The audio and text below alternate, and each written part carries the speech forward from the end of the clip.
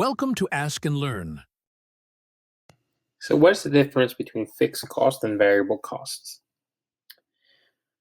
The main difference is the fixed costs are going to be all of those costs that we pay once, where variable costs are going to be costs that we incur every time we increase the output quantity. So the obvious bit here is that fixed costs come from fixed inputs and variable come from variable inputs.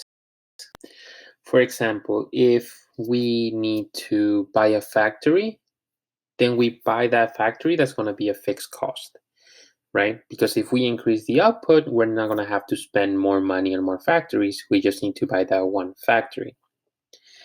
And you may be thinking, well, if you increase production by a lot, then you could potentially buy more than one factory. But that would be a difference between long run and short run. In this case, again, we're focusing on the short run, in which case one factory is enough.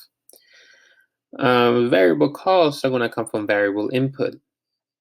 If we're making, for example,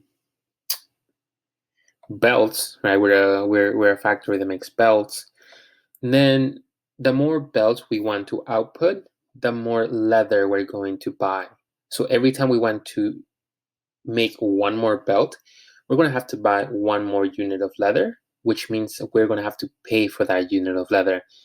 Therefore, leather is going to be a variable cost. And a lot of the materials that we use for production are going to be variable costs. Anything really big, like a down payment or a rent, is going to be a fixed cost. Again, because those things that we're buying are not going to change based on our output. So that's the key thing for this.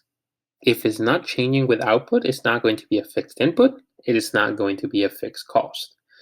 If it is going to change based on your output, then it is going to be a variable input and it is going to be a variable cost.